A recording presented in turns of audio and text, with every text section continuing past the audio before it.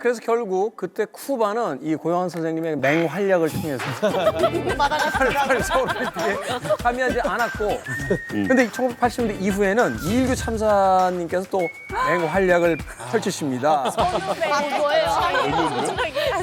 이 참사님이 직접 막아낸 한국의 수교 시도가 또 있었다는 이야기를 또 들었는데 그게 몇 년도에 어떤 사건입니까? 2011년도에 내가 이제 쿠바에 이제 3등 소위관, 대직급은 1등 소위관으로 처음 파견이 됐어요. 역시 첫 번째 임무는 한국과 수교 막는 겁니다. 그런데 이제 아찔한 사건이 하나 있었어요. 2012년에 갑자기 아바나 종합대학에 한국어 강좌를 내온다는 거예요. 근데 이게 우리가 늦게 알았습니다. 너무 늦게 알았거든요. 이게 쿠바 정부가 추진한 일이 아니고 쿠바 호세마르틴 문화원이라고 하는 민간 단체가 이제 한국이랑 민간급에서 이제 추진을 했어요. 해가지고 하다 보니까 굉장히 우리가 늦었거든요. 타이밍을 놓치다 보니까 이걸 조직시키는 활동이 굉장히 많은 품이 들어갔고 정말 그 후과를 굉장히 많이 입었어요. 아니, 무역하는 것도 아니고 사실 공장을 막 짓는 것도 아닌데 한국어 강좌 정도는 괜찮지 않았어요? 아니 한국어 북한어도 북한 말도 한국, 북한도 한국어 쓰잖아요. 시간 이상해. 근데 쿠바 사람들이 원래 이제 쿠바에는 이제 그 드라마가 많이 보는 게 브라질 드라마랑 멕시코 드라마를 아무래도. 근데 한국 드라마가 들어오면서 이 멕시코 브라질 드라마를 다 몰아냈어요. 그 정도야? 제가 2011년도 가니까 그때 제일 인기가 있었던 게 이제 두 개였어요. 하나는 꽃보나 남자. 그게 북한에서 뭔 수행했는데. 그다음에 두 번째 이제 내 아가씨를 부탁해. 그걸 쿠바 사람들이 봤다고. 굉장히 봤죠. 굉장히 스마트한 남자들이 나와서 굉장히 생활적이고 잘생기고 그런 걸 보니까 쿠바 여자들이 혹 간 겁니다. 제가 이제 쿠바가 먹히네. 2013년 11월 달이었습니다. 12월 달에 무슨 시위를 난 줄 알았어요. 새벽에 자는데 뭐 아파트 밑에서 왁왁 소리를 지금 난리도 아닌 거예요. 그래서 문 열어보니까 몽땅 여자들이 인산인해를 이루고 막 그 여자들이 난리를 치고 저 뭐야 남도 못 자게 하고. 그래서 나는 일단 뭐 이제 귀 틀어막고 잤어요. 나는 또 이제 한국 드라마 켜놓고 한국 드라마 잤죠. 아니나 바뀌나. 기가 막히다 똑같죠. 보고 잤는데 아침에 물어봤어요. 대체 이거 앞에서 지금 무슨 일을 있었냐니까 이거 한국 탤런트가 와서 사인회를 했다는 거예요. 이게 누구냐면 내 아가씨를 부탁해서 윤상현 배우.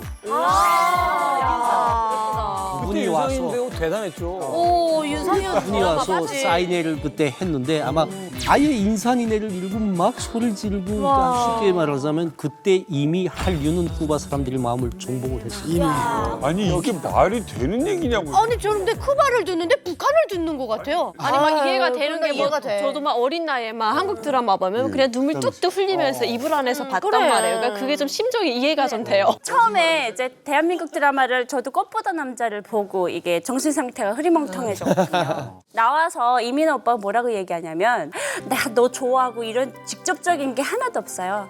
보이냐 내 맘 이렇게 말하거든요. 예, 이렇게. 근데 이 오빠가 재벌이에요.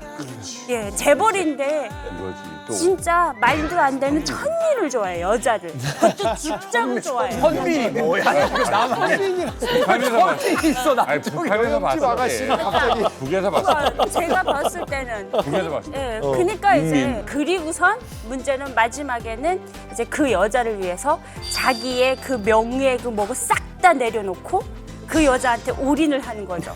그러니까 이제 진짜 드라마에 추가하네요. 수혜 씨 말한 게 정말 이게 근본적으로 굉장한 가르침을 주는 거예요. 뭔데요? 북한은 계급과 계급이 결혼을 하기 때문에 이제처럼 재벌집 남자가 자기가 계급 안 맞는 여자랑 모든 걸 다 내려놓고 결혼한다? 이건 말이 안 돼요. 북한의 여자들은 남성우월주의 세상에 살다 보니까 북한에서 남전여비를 뭐라고 표현하는 줄 알아요? 뭐라고? 남자가 존재하는 한 여자는 비참하다. 그래서 남전여비라고 그래요. 그런 데서 억눌려 살다 보니까 근데 옷고 다니지 기시 안 맞아도 가만히 맞고 있지. 그런 것들이 여자들의 그 억눌린 마음을 막 이렇게 해방심을 준다니까요. 그래서 탈북민 3만 4천원주의 여자가 더 많은 거예요. 제일 잘못한 게 남조선 오빠들이에요. 그 오빠들이 싹 다 전 세계 여심을 흔들고 다니니까. 아 근데 이게 우리는 이제 말이라도 좀 통하고 그러니까 언어도 쿠바는 이렇게 막 많이 안 것도 아닐 테고 근데 거기서 뭔가 자막은 스페인어로 돼 있어야지. 스페인어도. F4 이렇게 하고. 라틴 쪽이 우리랑 정서가 되게 비슷해요. 맞아요. 가족주의도 비슷하고 맞아. 그러니까 영미 쪽하고 굉장히 다릅니다.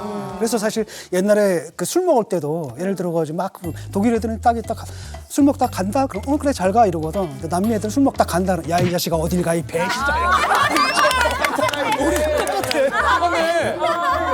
앉으면 끝까지 가는 거죠. 야 근데 이게 어떻게 이런 일이 있냐고요. 그래서 이제 굉장히 그때 우리도 이제 나가면 그때 당시는 나가면 국적 물어보면 코리아라고 하면 와 드라마 이렇게 하고 이제 그 이민호 같은 분들 얘기하면서 잘생겼다. 와 코리아노 잘생기고 잘 산다. 굉장히 남자들이 스마트하고 뭐 이런 얘기를 많이 조금 어깨가 올라가죠.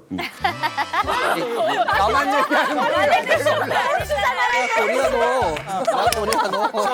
어깨 조금 올라가고 그 다음 노스냐 사우스냐 물어보기 전에 그냥 꼬문이 빼고 말.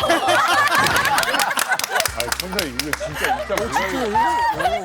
입장이 애매하네요.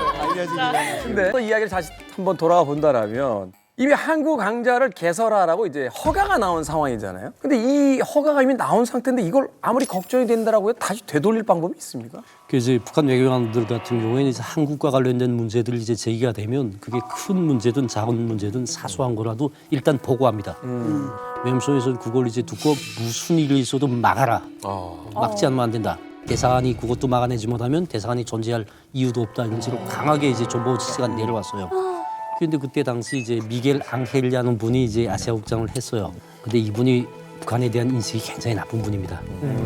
이분이 이제 우리가 가서 이제 미겔 앙헬을 만났죠. 만나가지고 이제 이게 저 뭐야 한국 왕자 북한도 아니고 한국 왕자 내온다니 무슨 말이냐. 그때 굉장히 충격적인 말을 했어요. 우리 주적은 미국이야. 근데 우리는 한 주일에 4번 이상씩 미국 영화는 전문적으로 돌려 하루 종일. 문화 교류는 정치 사상이랑 상관없는 문제야. 너네는 한국이 너네 주적은 아니잖아. 너네가 실제 주적이 아니라고 말하잖아. 한국은 너네 동족이라고 하잖아. 평화 통일을 하겠다고 하잖아. 그런데 한국어를 여기서 못 배워주게 너네가 막는다? 말이 안 되잖아. 이 사람은 다 알면서도 비트는 거죠. 할말 없는데 뭘 그러니까 뭐가 아 문제야? 명분이 없다. 외교관이 명분이 있어야 싸울 거 아닙니까? 그렇죠. 그 외교부에서 안 된다고 하는데 어떻게 방도가 길이 없지. 없어진 겁니다. 명분이 있어야죠. 그래도 여기서 물러날 또 이일규 참사님이 아니죠. 또 더 해야 돼요? 아니, 평양 당국에서는 반드시 막으라고 하니까. 그래서 류일규 참사가 쭉 생각을 해봤어요. 근데 이 외교부가 안 되면 이 군부를 찾아가자. 군부? 네, 쿠바 군부를 찾아갑니다. 왜냐면 외교? 아까 우리가 설명이 있었지만 외교적으로 경제적으로 북한과 쿠바는 주고받은 게 없다. 오로지 군사 협력과 군사 교류만 양국이 주고받으며 외교 관계를 이어왔다. 그러니까 쿠바의 군부는 쿠바의 외교부보다 상대적으로 말빨이 더 먹힐 가능성이 있죠. 그리고 당시 이 쿠바의 국방상이 굉장히 무게감 있는 인물이었어요. 북한에도 여러 번 방문했었고 또 결정적으로 이 분이 이일규 참사와 아주 특별한 관계였습니다. 한두 달에 한 번씩은 정기적으로 만나서 사우나도 가고 그리고 조상이랑 밥도 먹고 굉장히 친분이 두터웠던 그런 사이였던 거죠. 그래서 그 국방상을 찾아가서 류일규 참사님이 이렇게 이지적이고 냉철한 분이 눈물로 호소를 합니다. 눈물로 호소를 합니다. 뭐 눈물 흘린 건 아니고요. 살려줘라. 굉장히 그 절절하게 부탁을 했습니다. 내가 뭐 당신하고 이때까지 그 대상하면서 뭐 부탁한 거 있었냐. 정말 하나 정말 개인적으로 부탁하자. 네. 해가지고 이런 일이 있었다 하니까 그래서 내가 너네 뭐 말하잖아. 그 외교관들하고 상대하지 말라고. 나 같은 사람 상대해야 된다고 하면서 바로 라울카스를한테 이제 전달을 했죠. 라울카스를 그런 일은 이제 조선민주주의공화국이랑 어떤 이제 그 불편한 관계를 이어질 수 있는 건 다 하지 마. 해가지고 아바나 종합대학의 한국어 강사가 무산이 됐습니다. 무산이 됐습니다. 야, 진짜 오열까지 진짜. 이게 북한이 왜 그러는가 하면 이제까지 교훈이 있어서 그래요. 북한하고만 관계가 있고 남한하고 그러니까 관계가 없던 나라들이 많잖아요. 아프리카 나라도 그렇고 중국도 그렇고. 시작이 이런 것부터 시작을 해요. 그러니까 무슨 아시아 경기 대회에서 한국 여자 배구 팀이 중국에 들어가요. 근데 중국이 그걸 받아줘. 체육교류인데 국제경인데. 근데 북한으로서 보건 데는 얘네들 벌써 뭔가 있구나. 이런 걸 내가 왜 말씀드리는가 하면 모든 외교 관계의 시작은 이런 민간 교류부터 시작을 하는 거예요. 사실 생각해보니까 미국이 중국하고 시작도 탁구로 시작했고 그렇죠. 그 웸이라고 하는 그 그룹이 중국에서 최초의 서방 그룹으로 최초의 공연을 하면서 사실은 미국 문화가 들어가면서 개방하기 시작하고 이게 지금 보니까 민감하게 간단한 받아들이는 일이 아니었다는 거네요. 그렇죠. 저 쿠바 혹시라도 학생들 지금 보시면 그 막은 게 저분이었습니다. 막은 게 저분이었습니다. 알려주지 마. 쿠바 다시 못 가시겠네. 제가 이제라도 사과하고 싶은데 그때 제가 이 한국어 강좌를 막았잖아요. 그 막고 정말 힘든 과정을 거쳤어요. 아니 그 외교부 입장에서는 뭐야? 너무 황당했을 것 같아요. 왜냐면 승인까지 다 났었잖아요. 쿠바 외교부? 네, 쿠바 외교부에서는. 뒤통수 맞은 거지 쿠바 외교부 입장에서. 윗선에서 못하게 해버린 거죠. 그렇지. 쿠바 외교부 입장에서는. 이거 되게 좀 골치 아파진다. 굉장히 괘씸해하면서 그 쿠바 주재 북한 대사관 참사를 호출했어요. 호출해가지고 암시를 줬어요. 당신이 손을 넘었다. 하지 말아야 될 짓을 했다. 어떡해. 당신의 이 짓을 함으로써 이제 후에 돌아온 후과는 당신이 다 책임질 거 각오해라. 딱 요 말밖에 더 안 해줬어요. 5가지를 내놨습니다. 그 시가장사 그리고 이제 공항에서 이제 그 이제 일반 짐을 신소물로 막 바꾸고 뭐 그렇게 하는 거 길바닥에서 경찰들 한테 막 댁댁거리고 쌈질하는 거 어떤 집에서는 이제 베란다로 이제 어물 집어 버리는 거 뭐 그다음 중에서 한 5가지를 북한 외교관들이 그 비하를 끄집어냈어요. 당신네가 정말 우리나라에 와서 이런 행위를 하면서 우리한테 존경받을 수 있다고 생각하냐? 부끄럽게 하는 야, 창피하게 하려고. 굉장히 망신스러웠는데 거기다 뭐 인정할 수는 없잖아요. 그러다 보니까 막 그 소금 끓지만은 기껏 했다는 게 우리는 그거에 대해서 이제 인정할 수 없다. 우리는 그런 일을 했던 적도 없다.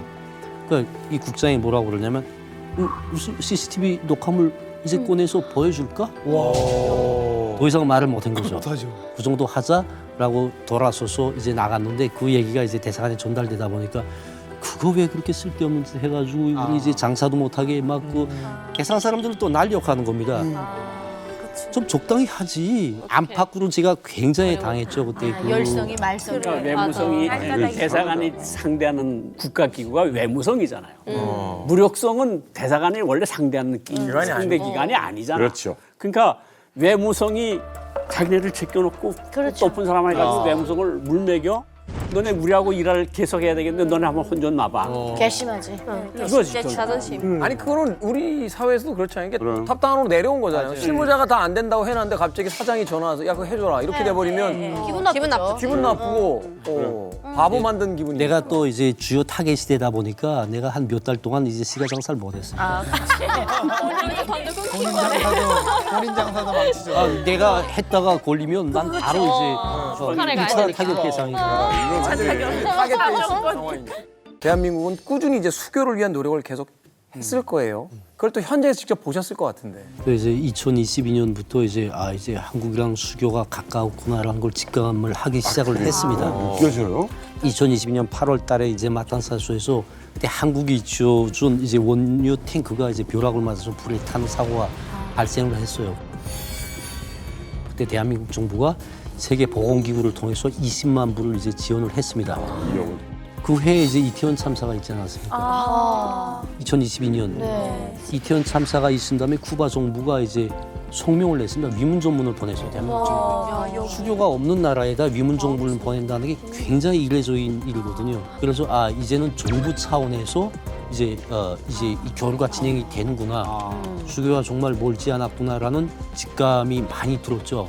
어떻게 하면 막아낼 수 있겠냐라는 고민을 그때 굉장히 많이 했던 것 같습니다. 이게 북한 외교관들 입장에서 보면 외교 관계가 없는 뭐 그냥 눈 감을 수도 있는 거를 구태여 위로 전문을 공식으로 발표한다는 거는 그냥 눈앞에까지 다가왔죠. 쿠바의 조문으로 이제 어느 정도 느낌을 받으셨어요. 그리고 이제 흔들리기 시작했다라고 하는데 이제는 힘들어졌구나 하는 뭐 어떤 결정적인 사건이 생기나요? 2023년 7월 달에 이제 조선일보가 박진 당시 외교부 장관께서 이제 과테말라에서 쿠바 웸송 차관을 만나서 수교에 대해서 진지하게 논의했다라고 보도를 했습니다. 그런 보도를 해가지고 내가 이제 웸송으로부터 지속 정보를 받았어요. 막 그 외교부 장관이라는 사람이 가서 이렇게 하는데 대사관은 그것도 모르고 뭐랬냐? 이게 또한 황당한 겁니다. 우리 외교관들은 이제 한국 언론 못 보게 돼 있어요. 그럼 어떻게 알 근데 방법이 없어? 쿠바 언론은 일체 이게 대해서 보도를 안 했어요. 그렇다고 해서 아니 나 그럼 나 조선일보 보게 해주든지 이런 항변을 못 해요. 이런 항변을 했다가는 바로 그다음에 이제 복잡하게 문제가 되니까 일단은 받아들이고 참는 거죠. 그때 이제 그 만났던 호세 비달이라는 그 외무차관을 만났습니다. 물어봤죠. 어떻게 돼서 그때 만났댔냐 물어보니까 사실 그때 그 한국이 카리브 그때 참가했던 게 카리브 기후 변화 국제 회의에 한국이 참가했는데 한국이 그 기후 변화의 이제 후원국인데 후원금이 제때 안 들어와서 자기가 그때 우장으로서 만나서 후원금 좀 빨리 달라라고 이제 얘기했지. 내가 차관급에서 이제 두 나라 수교 문제 진지하게 논의할 정도 급이 아니지 않냐. 거짓말입니다. 회피인데 그 회피가 막 뚝뚝 떨어지는데 믿고 싶거든요. 왜? 그걸 믿어야 그대로 본국에 전달을 해야 한동안은 또 이제 조용할 테니까. 명언이네요. 믿고 싶어요. 그래서 실질적으로 이제 거짓말을 하는 거 알면서도 믿었고 믿으려고 했었고 또 나도 이제 여기서 얼마 남지 않았다라고 생각을 하다 보니까 그냥 하루하루 시간 끌기를 많이 했죠. 근데 이게 굉장히 비밀리에 이 쿠바 북한 모르게 물밑에서 우리 측과 이제 쿠바 측이 조율을 해 오던 흐름이 그 전부터 있었어요. 그러니까 사실은 쿠바의 아까 호세피나 비달이 바로 이 과테말라로 온 게 아니라 사실은 제가 박진 장관하고 오랜 취재 관계가 있어서 직접 들었는데 과테말라에 가기 전에 제3국에서 우리나라랑 사실은 쿠바 측이 한번 우연을 가장한 경유를 했어요. 미팅을 하는구나. 네. 그리고 이 만남 이후 2개월 뒤에 아까 조선일보가 단독 보도를 한 거예요. 한국과 쿠바 드디어 수교의 물꽃 트나. 우와. 너무 정확하게 바로 쓴 거예요. 그러니까 그 기사를 평양 당국이 보고 야, 이거 이일규 일 안 하네? 라고 이제 난리가 떨어진 거죠. 그러네요. 아니 이거는 첨사님 이런 참사가 어디 있습니까? 아니, 지금 열심히 일한 죄밖에 없어요. 카드까지 다 썼는데 정말 효과가 없다. 네. 뜨자 해가지고 우리 일규 참사께서는 2023년 11월 쿠바를 떠났는데 3개월 후인 2024년 2월 14일 발렌타인데이죠. 네. 이날 드디어 한국과 쿠바가 수교를 공식 선언합니다. 야. 선수가 없는 거예요 이제. 우리나라가 북한의 형제국으로 불리는 공산주의 국가 쿠바와 전격 수교했습니다. 북한이 받을 타격 상당할 걸로 보입니다. 그리고 또 이일규 참사님이 또 이제 탈북하시고 얼마 지나지 않아서 이제 공교롭게. 수교가 된 거잖아요. 이 소식을 들은 김정은은 뒷목을 좀 잡았을 것 같거든요. 김정은이는 굉장히 그 배신감을 많이 느꼈을 겁니다. 18년 11월 달에 디아스 카네를 왔을 때도 김정은이 정말 잘해줬거든요. 바라는 건 딱 하나, 한국이랑 수교만 하지 마라. 쿠바한테 더 바랄 것도 없다. 그냥 한국이랑 수교만 하지 말라는 게 김정은이 이제 요구였고 그걸 이 디아스 카네를 굉장히 오랜 기간 그 이행을 해줬는데 정당에는 수교를 하지 않았습니까? 네. 굉장히 자괴감이 들었을 거고 김정은이로서는 한 번쯤 자기가 하는 일이 정말 옳은 일인지 되돌아보는 기회가 됐을 거라고 생각합니다. 이게 북한이 사실 공개적으로 욕만 못하고 있는 상황이에요. 그러니까 더 약 올린 거죠. 욕을 시원하게 하고 원래는 그 외교 관계를 단절해버려야 속이 풀리는데 배신자가 없어. 네, 배신자. 그러지 못하면서 계속 얼굴 보면서 뒷목만 잡고 있는 거예요. 그렇죠. 일단 우리나라랑 쿠바의 어떤 외교 관계 수립 소식을 노동신문에서 일절 보도하지 않았고요. 그때 또 공교롭게 김정일 생일 82주년 행사가 있었어요. 그래서 엄청 큰 행사예요. 그래서 북한에 와 있는 이 외국 대사, 우방국 대사들을 다 생일 파티에 이른바 이제 초대를 한 거예요. 그때 경축연회에 참석한 외국 대사들의 명단을 보도해요. 보면 러시아 대사가 왔습니다. 베트남 대사가 왔습니다. 끝까지 쿠바 대사가 왔다라는 얘기를 보도하지 않아요. 근데 웃긴 건 뭐냐면 뭐예요?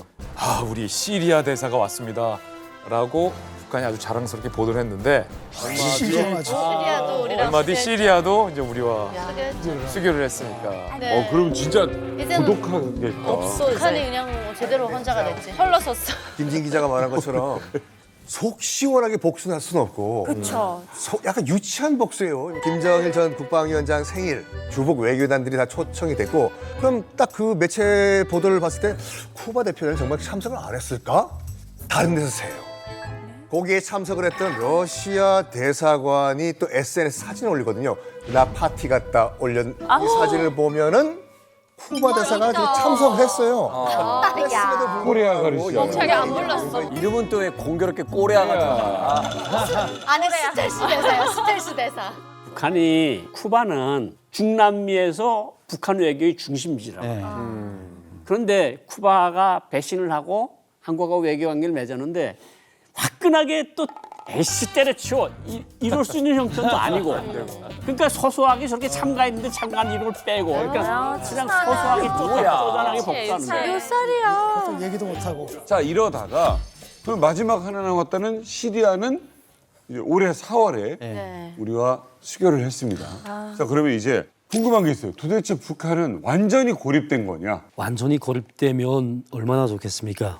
유감스럽게도 2022년 2월 러우 전쟁이 시작된 이후에 정말 천재의 일화와 같은 기회가 이제 북한에게 주어졌고 김정은이 그 기회를 잡았고 현재는 러시아를 이용해서 정치, 경제, 군사적인 혜택을 다 입고 있습니다.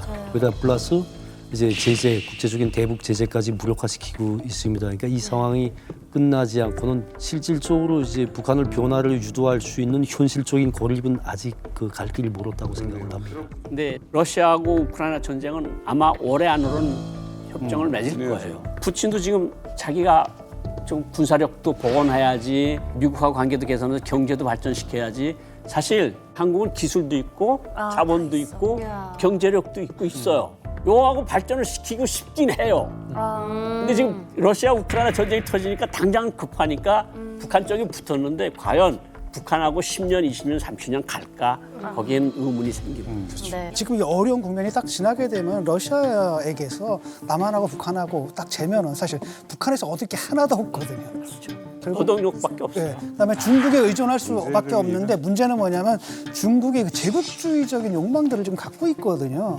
지금 이번에 우크라이나 러시아 전쟁을 통해 가지고 사실은 어떻게 보면 이게 러시아가 중국에게 먹히는 게 아닌가 이런 생각까지 하게 됐는데 그런 위험이 전혀 없는 게 걱정이 전혀 없는 게 바로 대한민국입니다. 그래서 장기적으로 보게 되면 사실은 그 러시아도 북한보다는 남한을 더 중시하는 쪽으로 돌아올 거라고 봅니다. 네, 또 질문이 또 이제 한국과 이제 쿠바가 이제 수교가 됐잖아요. 혹시 기회가 된다면 쿠바에 한번 다시 가보실 생각이 꼭 가보고 싶습니다. 쿠바는 제가 이제 14년 산 땅입니다. 14년이요? 14년을 살았습니다. 쿠바. 정말 그 제2 고향일 정도로 이제 또 14년을 쿠바에서 살았지만은 또 거의 한 생을 쿠바 문제에 바친 사람이거든요. 쿠바에 대한 애착이 전 많아요, 정말. 제가 정말 대한민국이 쿠바랑 수교했잖아요. 쿠바가 대한민국을 동아줄로 생각하고 대한민국으로부터 어떤 많은 혜택을 기대하고 있는데 대한민국이 줄 수 있는 걸 못 줄 수 있는 확률이 더 많습니다. 그게 뭐냐면 대한민국이 쿠바의 수교에서 아직 큰 산을 넘지 못했다고 생각을 합니다. 그 큰 산이 바로 미국이거든요. 미국이 대쿠바 봉쇄 제재를 넘지 못하면 대한민국이 쿠바에 줄 수 있는 게 아무것도 없습니다. 그래서 저는 만약에 제가 쿠바에 다시 간다라고 하면 쿠바에 실질적으로 줄 수 있는 혜택을 찾아서 정말 한국과 쿠바의 수교가 정말 빛이 날 수 있게끔 그런 방도를 찾고 가고 싶습니다. 쿠바 정말 사랑하시네. 제일 좋은 방식은 이 참사를 한국 대사관에 보냅니다.